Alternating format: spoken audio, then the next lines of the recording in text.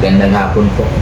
Pahing naman po kayo, no, kung i-record natin itong consultation natin at i-post po natin ito sa ating YouTube channel, Dr. Jeff Ho YouTube channel. Para mapakinggan po tayo sa ating mga audience para alam nila kung anong mga dapat gawin, kung may sakit, anong dapat iwasan, anong dapat inumin. Para hindi naman sila magkakasakit o maaga silang gumaling sa sakit nila. Ha?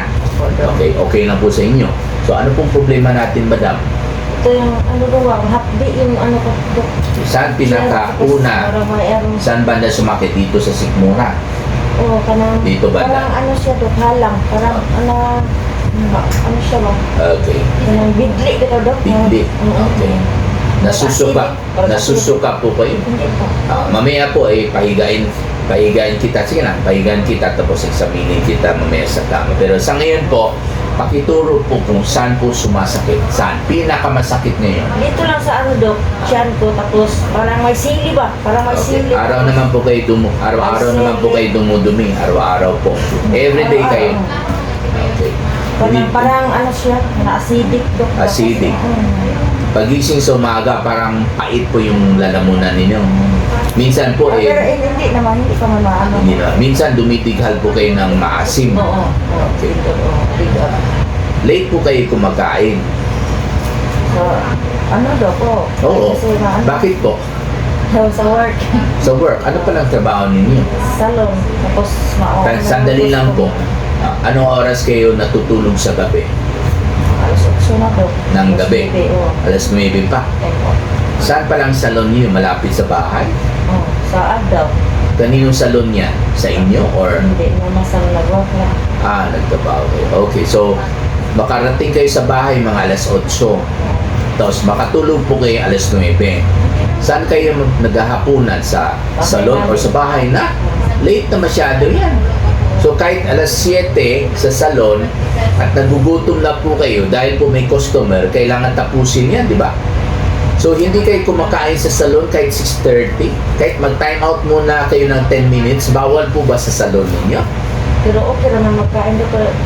Hindi kayo kumakain. Hindi lang okay. Kasi mabili pa gusto- man.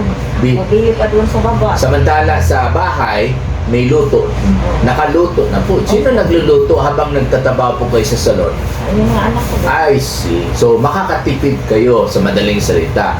Pero pwede sana kayo kumain 6:30 sa salon. Yun ang mahirap. Kasi po, pag palaging ganon, lipasan kayo ng gutom at nanghintay kayo makarating sa bahay, o nga, makakatipid po kayo, di ba? Ang problema, yung tinitipid mo ng pera, baka pupunta lang yun sa akin, katulad ngayon, tingnan mo. Kung magdala pala kayo ng konting baon pala, malapit lang man sa bahay niyo. Bakit hindi pwede na ihatid ng anak ninyo sa salon? Diba? At may kanin, may ulam. Sus, wala pang 10 minutos, tapos na po yan. At saka, yung sikmura ninyo, hindi po baka hyperacidity. I think yun po ang the best. Kung meron sana, maghatid ng pagkain niyo. Kung wala, well, nasa inyo na po yan, no? Okay? Pero pag ganun pa rin ang lifestyle ninyo, maghintay pa ng alas 8 o alas 8:30 bago maghapunan, pabalik-balik po yung sakit ninyo. Kaya po napaka-importante po na malaman ko kung ano po talagang lifestyle ninyo para alam niyo kung anong dapat iwasan para hindi na kayo babalik dito. Okay, so kung pwede po, kumain kayo mga 6:30. Okay? Tapos, uminom po kayo ng soft drinks. Hindi pwede. Kahit gutom, pagdating sa bahay, soft drinks pa rin. Tama po ba? Hindi pwede. Kahit gutom sa salon, pag may soft drinks, inom ka rin. Tama po ba? Pagkatapos na kumain daw po. Ayun. So, iwasan po natin yan kasi overweight na po kayo Okay? Bawal talaga uminom mga matatamis sa gabi kasi tulugan po lang po natin yung tamis, lalong tataba kayo.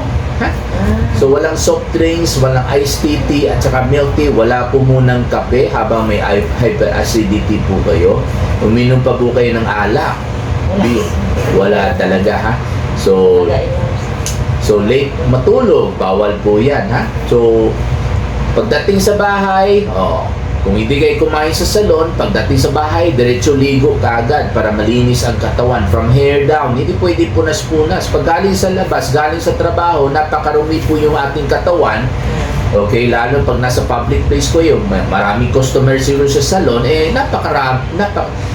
napakarumi talaga yung ating katawan. Lalo yung buhok natin, doon po dumidikit ang mga alikabok, mga powder, kasi sa salon kayo, mga mikrobyo. So, dapat diretso ligo ka agad, kumain ng hapunan, maaga kayo matulog pa. Kasi pag late po kayo matutulog at nagsiselfone pa po kayo, or nagtitv po kayo, or napagchika-chika pa po kayo, lalong dadami yung acid. Ha? Okay? So, yun ang kailangan sa inyo, no? Matulog kayo ng maaga. Okay? Pag wala na po kayong trabaho, okay? Kailangan matulog na lang po kayo. Kasi, pag meron po kayong ginagawa sa bahay, lalo pag hindi importante, tulad ng cellphone, TV, chika-chika, lalong dadami yung acid ninyo. The only time na minus ang acid na lumabas sa sikmura ninyo is when you're sleeping. Any activity na maka-excite sa inyo, talagang lalabas yung acid. Okay? So, yun. Nag-try na po kayo ng gamot, hindi ba? Nag-inom na ako ng ano doon, na Self-medicate, no? Ng ano po? Kremil S. Okay. Ano pa po? Wala. Yun lang po. Okay. So far, okay naman po yung Kremil S. Nakakatulong naman po.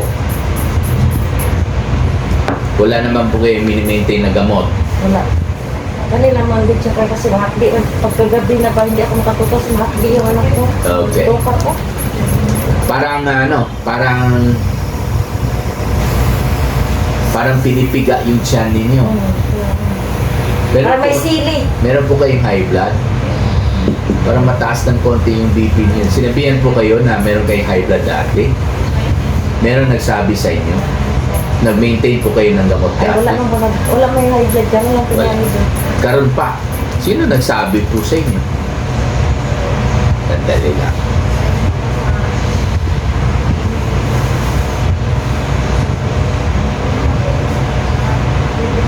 Okay pa man. Yung una, mataas. No? Over 90. Pero yung pangalawang high blood, yun ang accurate. No? Hindi yung unang high blood. Okay, so okay naman po yung pangalawang BP nino 130 over 80. Okay, so hindi pa po kailangan uminom kayo ng gamot sa high blood. No? Okay, so sa ngayon po, dito po yung sakit ninyo, no? Ha? Sige lang. Pakinggan po natin yung puso ninyo.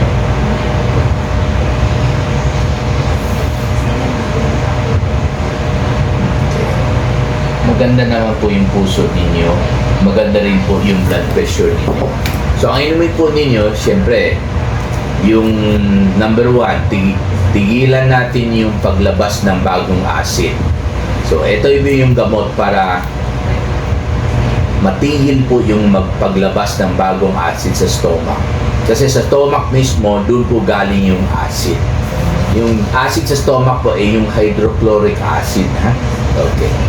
So, 3 times a day, ito yung mag-stop ng acid. Yung bagong acid.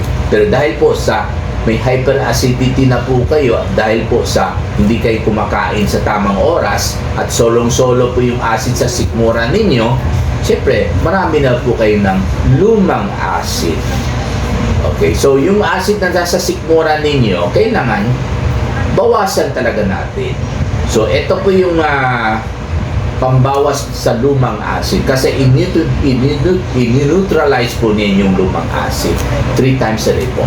At yung nireklamo po ninyo parang pinipiga. So, ito po yung pampakalma ng bituka para mawala na po yung pagpiga ng sikmura. Kasi ngayon po nagagalit na po yung sikmura ninyo dahil hindi po nilagyan ng pagkain sa tamang oras.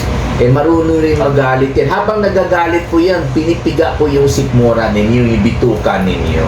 So, ito po yung para sa sakit. Pareho po silang 3 times a day lahat. Pareho po silang before meals, bago kumain. Kaya ngayon po, ibang schedule muna natin dahil hahabulin pa po natin yung bagong acid, pigilan natin. Hahabulin po natin yung lumang acid na punong-puno na siguro sa tiyan ninyo. At hahabulin po natin yung pinipiga po yung bituka po ninyo. Kaya ngayon din po, Para may aham, para may Oo. sili.